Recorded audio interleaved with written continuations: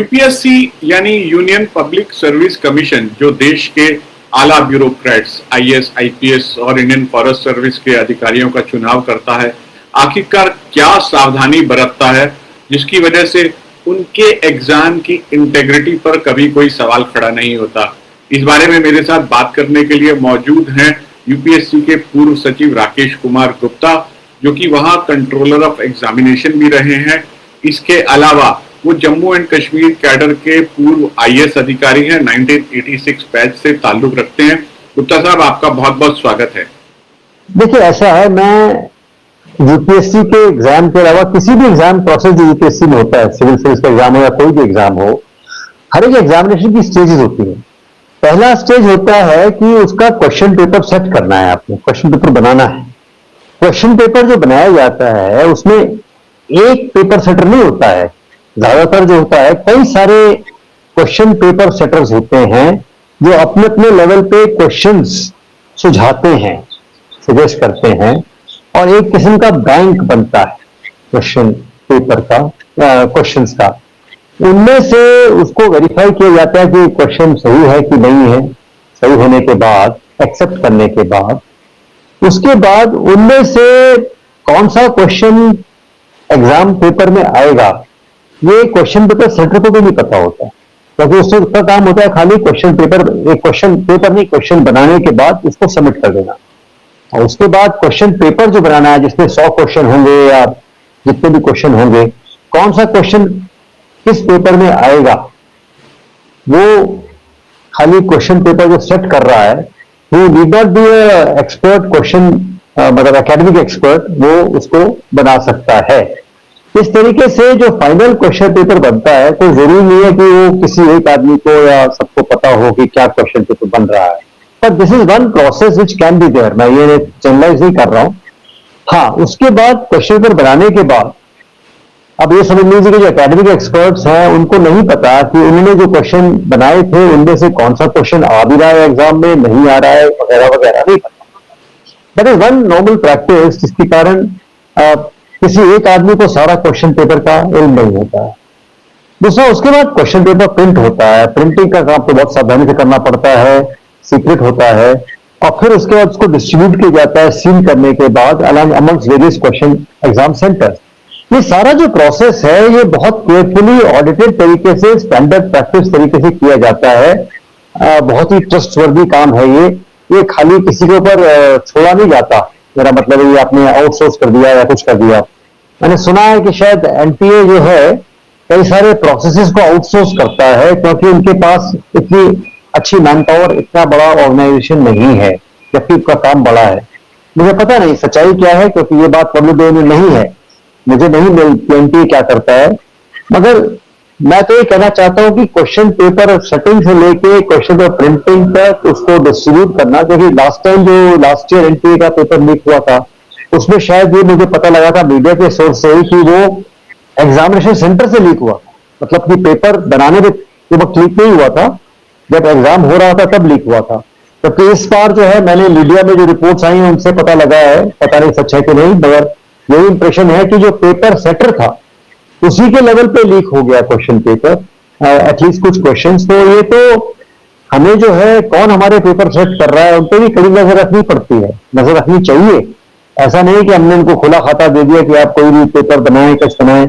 उनका ये भी जो मैंने पता लगा है कि जो एनटीए का जो एग्जामिनेशन जो पेपर सेटर था, वो कोचिंग क्लास भी चलाता था। This is very very unfortunate कि जो पेपर सेट कर रहा है वो साथ साथ कोचिंग भी कर रहा है और लोगों को बढ़ा भी रहा है, तो वो तो एक अनएक्सेप्टेबल सी बात हो जाती है। पर ये चीज जो है, इसका मतलब ये हुआ कि जो क्वेश्चन पेपर सेट करते हैं उनका जो डाटाबेस होता है, जिसके थ्रू पेपर सेटर चले जाते हैं, वो भी केयरफुली बनाना चाहिए। और कम से कम यूपीएससी में तो बहुत सावधानी बरती जाती है कि क्वेश्चन पेपर कौन बनाते हैं, कहाँ पे प्रिंट होते हैं, कैसे डिस्ट्रीब्यूट होते हैं, हर एक स्टेज पे बहुत सावधानी बरती जाती है।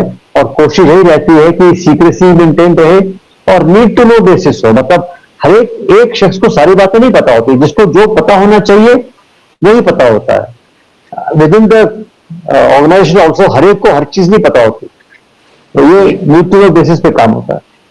इसमें जो पेपर का डिस्ट्रीब्यूशन है एग्जामिनेशन सेंटर तक, क्योंकि यूपीएससी का एग्जाम भी बहुत बड़ा है, हर साल करीब 10 लाख छात्र जो हैं इसके लिए रजिस्टर होते हैं, 5 लाख लोग जो हैं वो प्रीलिम्स का एग्जाम जी देने आते हैं, उसके बाद मेंस, उसके बाद पर्सनालिटी टेस्ट। कई भाषाओं में देश भर के कई सेंटर्स में ये एग्जाम एक साथ कंडक्ट करवाया जाता है। तो डिस्ट्रीब्यूशन के लेवल पर और एग्जामिनेशन सेंटर के लेवल पर क्या सावधानी बरती जाती है? ये सावधानी तो यही बरती जाती है कि जो काम जिसको इंटरेस्ट किया गया है वो बिल्कुल भरोसे के सरकारी आदमी होते हैं, they are not private citizens, outsource नहीं होते हैं, और वो उनकी रिस्पॉन्सिबिलिटी होती है government servants I would say to ensure that everything is done correctly. So accountability is more important, very important.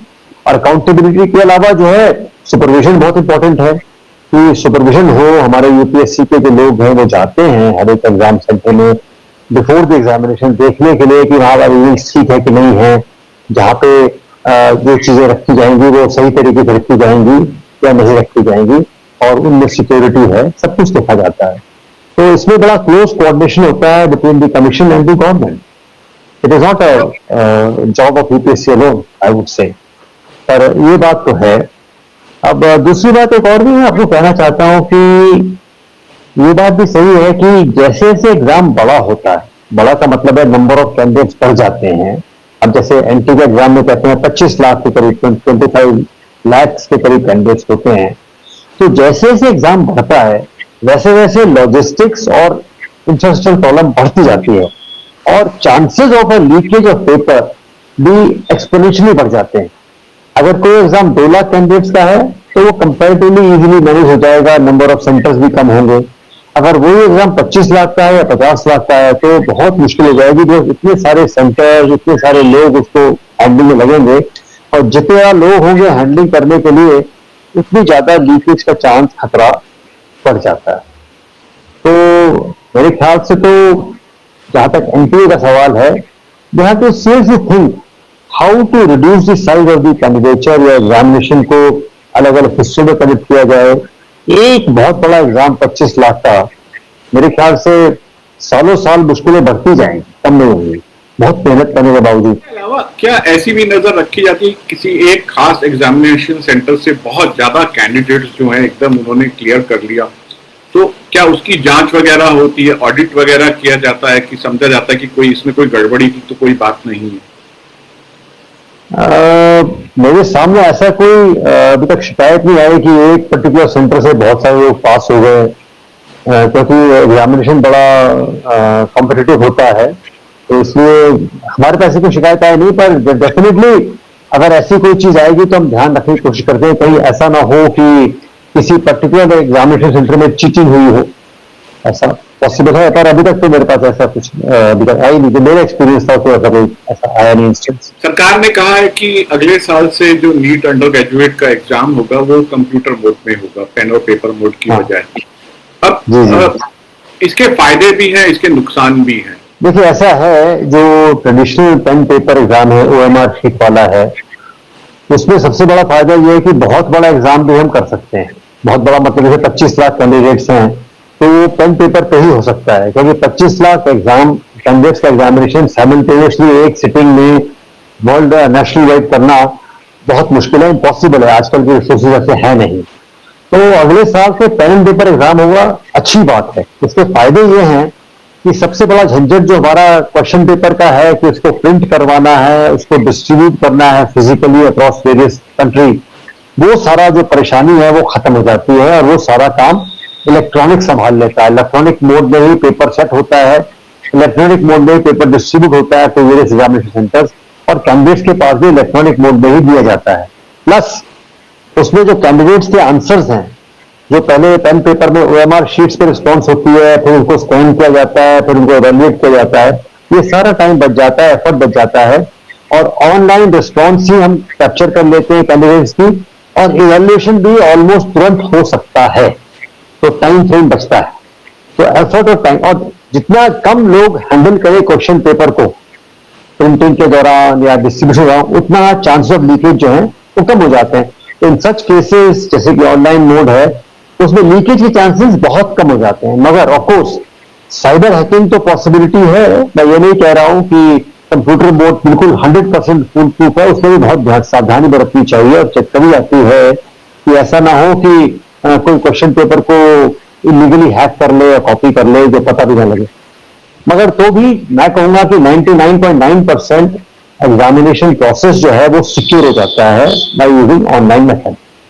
मगर जो परेशानी वो ये है कि अभी तक जहां तक मेरी जानकारी है 1 या 2 लाख कैंडिडेट से ज्यादा साइमल्टेनियसली ऑनलाइन एग्जाम पूरी कंट्री में पॉसिबल नहीं करवाना। अगर आपके पास 20 से 25 लाख कैंडिडेट्स हैं जिनको आपने एवेल्युएट करना है तो आपको शिफ्टों में अलग अलग सेशंस ऑफ एग्जामिनेशन में ये एग्जामिनेशन करना पड़ेगा। मेरा मतलब है कि सर 25 लाख कैंडिडेट हो तो जहां तक मेरा अंदाजा है 20 सेशंस कम से कम करने पड़ेंगे, 20 से 25 सेशंस। तो 20 से 25 सेशंस में अलग अलग सेशंस में अलग अलग क्वेश्चन पेपर होंगे, अलग अलग आंसर्स होंगे और अलग अलग इवैल्यूएशन होगा। और उसके बाद अगर आपको कंबाइंड मेरिट लिस्ट बनानी है तो उन सबको आपस में मिलाना पड़ेगा, which will be a process of normalisation. अब वो नॉर्मलाइजेशन प्रोसेस क्या होगा मैं नहीं जानता, मगर जहां तक मेरी समझ है एनटीए में जो नॉर्मलाइजेशन प्रोसेस करेंगे वो शायद सुप्रीम कोर्ट में भी मामला डिस्कस हो चुका है पहले। तो जो सुप्रीम कोर्ट ने अप्रूव किया है नॉर्मलाइजेशन प्रोसेस, उसी प्रोसेस से नॉर्मलाइज होगा और उसमें फिर होपफुली किसी को कोई शिकायत या कंप्लेंशन नहीं होगी। तो ओवरऑल देखा जाए तो मेरे ख्याल से online process is a better step, क्योंकि इतना बड़ा एग्जाम ऑफलाइन करवाने में जो प्रॉब्लम्स आ रही थी एनटीए को वो कुछ हद तक दूर हो जाए। सर, इसमें सबसे बड़ी समस्या जो मुझे समझ में आती है वो ये है कि आपके पास एग्जामिनेशन सेंटर्स में रिसोर्सेज होने चाहिए, इतने सारे कंप्यूटर, 25 लाख छात्रों की हम बात कर रहे हैं। शहरी इलाकों में भी 25 लाख से कम होंगे, 25 लाख का मैं एक साथ करूंगा। अगर मेरे पास 1 लाख कंप्यूटर हैं तो मैं 25 बार उसको यूज करूंगा अलग अलग दिन में, अलग अलग सेशंस में, यही कंप्यूटर की। जी, लेकिन सर यहाँ पे अर्बन रूरल डिवाइड की बात भी आती है। इवन दिल्ली जैसी जगह में जो ऐसे कंप्यूटराइज्ड एग्जाम करवा सकते हैं वो सेंटर दिल्ली के आउटस्कर्ट्स पे ज्यादा है। रूरल इलाकों में कितनी या सेमी अर्बन एरियाज में कितनी इनकी मौजूदगी होगी, इस पे भी बहुत बड़ा सवाल खड़ा हो सकता है। तो आपको क्या लगता है कि क्या सरकार को खुद ऐसे सेंटर तैयार करने चाहिए, संसाधन जुटाने चाहिए? क्योंकि हर साल आपको जेई का एग्जाम आपको करवाना है, आपको नीट का करवाना है, आपको हो सकता है कि कल को यूपीएससी का एग्जाम भी जो है वो कंप्यूटराइज हो जाए, और सीयूईटी का बहुत सारे जो कंबाइंड यूनिवर्सिटी एंट्रेंस टेस्ट है वो बहुत सारे कंप्यूटराइज्ड मोड में होते हैं। तो आपको लगता है कि सरकार को खुद, बजाय प्राइवेट हाथों में इसको देने के, सरकार को खुद इस क्षेत्र में जाने की जरूरत है? हो सकता है, मैं ये नहीं कह रहा कि नहीं हो सकता।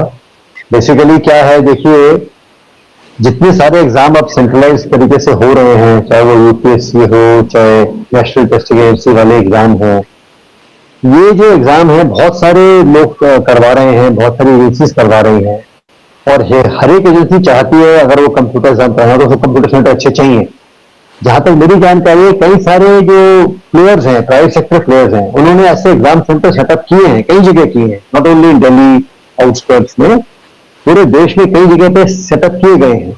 और कई सारे जो एग्जिस्टिंग आई वुड से कोचिंग सेंटर्स हैं या कंप्यूटर सेंटर जिनका काम वैसे भी ट्रेनिंग देना होता है वो भी है।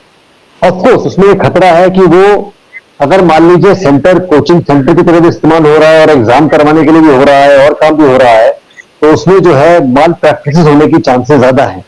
अगर हम चाहें कि dedicated examination centres computer centre बने तो या तो वो गवर्नमेंट पैसा खर्च करे, it is a big task, very big task, या वो प्राइवेट सेक्टर करे only for the purpose of conducting examinations. खर्चा दोनों सूरतों में होगा। Then the question is whether the maintenance will be better in the private sector or in the government sector. ये बात जो है ये बहुत बड़ी डिबेट है, मगर जो भी है, चाहे वो प्राइवेट सेक्टर हो चाहे वो गवर्नमेंट सेक्टर हो, जो सुपरविजन है उन सेंटर्स का at the time of conducting examination has to be by the examination जो करवा रहा है एजेंसी, जैसे कि यूपीएससी हो गई या एनटीए हो गई, उनका बहुत क्लोज सुपरविजन चाहिए। इवन गवर्नमेंट का सेंटर हो, गवर्नमेंट का फंडेड सेंटर हो, तो भी सुपरविजन बहुत जरूरी होगा, बिकॉज ये गारंटी नहीं है कि गवर्नमेंट का सेंटर है तो वहां चीटिंग नहीं हो सकती या माल प्रैक्टिस नहीं हो सकती। मैं तो ये कह रहा हूं कि एग्जाम कंडक्ट करवाते हैं we have to be careful for everybody. We can't assume कि अगर कोई आदमी सिर्फ गवर्नमेंट का ही है या गवर्नमेंट का सेंटर है तो वहां पे मैल प्रैक्टिस नहीं होगी. अकाउंटेबिलिटी बढ़ जाती है डेफिनेटली गवर्नमेंट में होने से, मगर accountability itself is not the question. You have to be very very careful about how you are conducting the examination, what is the level of supervision. किसी पे पूरी बात छोड़ ना दी जाए. ट्रस्ट पूरा फैक्टर जो है वो हम कहते हैं उसको trust but verify. You may trust but please verify whether the exam is being done properly, there is no malpractice, no cheating, everything.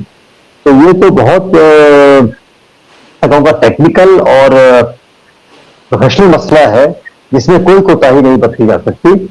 मगर अब जैसे कल अगले साल ही एग्जाम करना है तो इतने वक्त में तो गवर्नमेंट के पास नहीं हो पाएगा इतने सारे सेंटर्स बनाना, 1 लाख 2 लाख कंप्यूटर सेंटर्स. तो अभी तो मेरे ख्याल से फॉर सम टाइम तो आउटसोर्स वर्जन भी होंगे विद अंडर क्लोज सुपरविजन.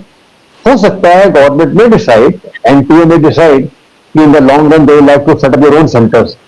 पर ये बात जो है ये फैसला लेना इतना मेरे को बैठे बैठे एकदम I can't decide. Has to be examined very carefully.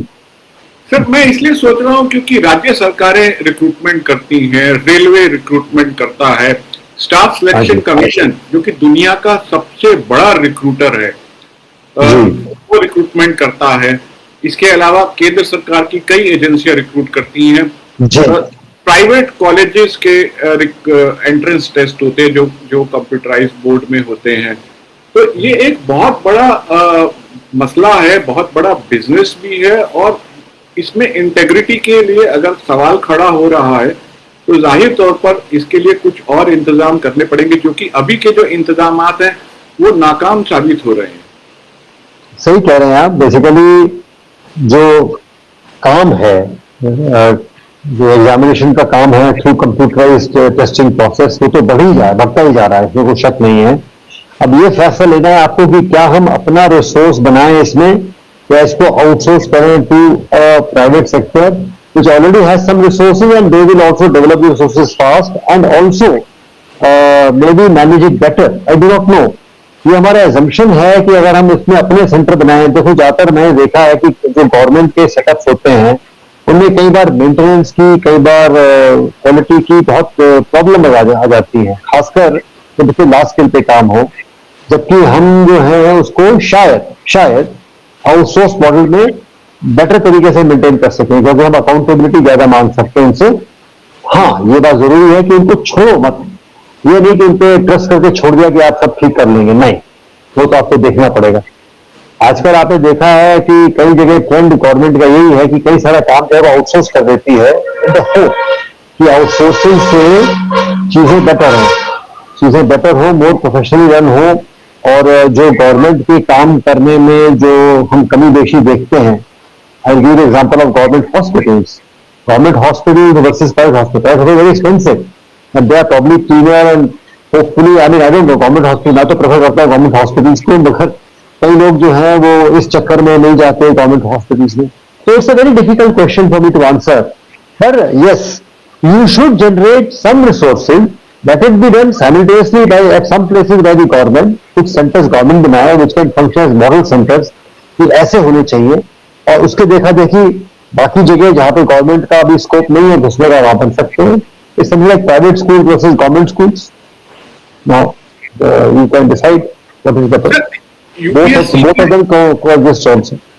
Ji, UPSC के एग्जाम की इंटेग्रिटी पर अभी तक सवाल नहीं खड़ा हुआ. तो उसकी एक बहुत बड़ी वजह यह है कि यूपीएससी ने इस सारे प्रोसेस पर, पेपर की प्रिंटिंग से लेकर डिस्ट्रीब्यूशन से लेकर तमाम, उसमें आउटसोर्सिंग का बिल्कुल भी इस्तेमाल नहीं किया है. और यूपीएससी के पास जाहिर तौर पर, क्योंकि ये एक संवैधानिक संस्था है, संसाधन भी है. तो आपको लगता है कि जितना कम आउटसोर्स किया जाए वो ज्यादा बेहतर होता है? देखिए ऐसा होता है, कुछ कोर फंक्शंस हैं जो कभी आउटसोर्स नहीं करने चाहिए मेरे हिसाब से. कोर फंक्शंस, अब वो कोर फंक्शन क्या है? मान लीजिए जैसे question paper setting, I think it's a core function. तो उसको आउटसोर्स करना जो है थोड़ा खतरनाक हो जाता है. कई इंस्टीट्यूशन उसको भी आउटसोर्स करते हैं कि आप ही पेपर सेट के लिए आप एग्जाम ले लीजिए, पर वो मेरे ख्याल से खतरनाक हो जाता है. कुछ चीजें जो आउटसोर्स करनी पड़ती है, जैसे एग्जामिनेशन कंडक्ट करवाना. जैसे हम भी एग्जाम सेंटर चुनते हैं यूपीएससी में भी, तो हम स्कूल्स को सुनते हैं, गवर्नमेंट स्कूल्स हो, but there outsourcing the examination vigilance to them, invigilation to them. वो यूपीएससी के एम्प्लॉयज तो नहीं है सारी जगह। तो इसलिए you have to see where you can outsource, where you can't afford outsourcing, where you can afford outsourcing. ये एक बड़ा फिर से मसला है। मैं कहूँगा हर एक स्टेज ऑफ एग्जामिनेशन प्रोसेस में you should carefully audit it, see the process, कौन सा प्रोसेस हमें खुद ही करना पड़ेगा, हम इसमें अफोर्ड नहीं कर सकते बाहर किसी के हाथ पे छोड़ना। और कुछ प्रोसेस हम शायद खुद नहीं कर पाएंगे बिकॉज हमारे इतने रिसोर्सेज नहीं होंगे, क्योंकि हमें एग्जाम कंडक्ट करना है साल में 1 बार या साल में 2 बार। उसके लिए हम परमानेंट रिसोर्स बनाना भी हमारे लिए बहुत मुश्किल हो जाएगा और हर एक स्टेट में रखना मुश्किल हो जाएगा। तो कुछ चीजें जो है आउटसोर्स की जाती है, कुछ चीजें जो कोर फंक्शन है, evaluation for example, can it be outsource? Depends. I am not giving a straight answer, but yes, तो इसलिए पेपर सेटिंग हो गई, इवैल्यूएशन हो गई, maintenance of question paper settles, banks, question banks, these are question which are to be done by the organisation only. हाँ, evaluation जो है वहां पे एग्जाम में पानी पिला रहा है, वो जो घूम रहा है, वो सब चीजें जो है वो ज्यादातर आउटसोर्स होती हैं और उसके होने में शायद नुकसान नहीं है। हालांकि जैसे यूपीएससी का एग्जामिनेशन हॉल अपना भी है, वो हमारा अपना हॉल है, पर इतने सारे हॉल, इतने सारे बड़े एग्जाम करते हैं, सब जगह तो हमारे हॉल नहीं है, हो भी नहीं सकते। एनटीए को भी अपने प्रोसेस को एक्चुअली बहुत केयरफुली मेरे ख्याल से ऑडिट करना चाहिए, may be by some outside experts also, to see where are the lacuna, where there may be problems which need to be plugged in. क्योंकि एनटीए का काम यकीनन मैं तो कहूंगा यूपीएससी से भी बहुत बड़ा है, जो उनका कैंडिडेचर है बहुत बड़ा है। जो आपके रेलवे रिक्रूटमेंट बोर्ड के जो नंबर ऑफ कैंडिडेट्स बैठते हैं, इट्स ह्यूज एग्जामिनेशंस, तो वहां पे काम बहुत ही टेढ़ा और बहुत ही मुश्किल है। It is very challenging. So we only hope that NTA is able to manage it in a professional manner and do the job, because after all this is a nation building process. Selection of the right kind of candidates, whether they are for the civil services or whether to be doctors or engineers or university graduates, these are very critical nation building exercises. इसको खाली हम किसी और तरह के काम के साथ इक्वेट ना करें। These are very important from the national point of view. We cannot think it's a very small job और ऐसे कोई भी कर देगा। No. Selection of personnel is the core function of any organization and even nation. I would say that. मुझे लगता है कि शायद एनटीए के बड़े अधिकारियों को यूपीएससी के आला अधिकारियों से भी बात करने की जरूरत है, जिनका एक्सपर्टीज है एग्जाम की इंटेग्रिटी को संभाल के रखने का। बहुत बहुत शुक्रिया सर इस जानकारी के लिए। Thank you so much, thank you so much, thank you so much.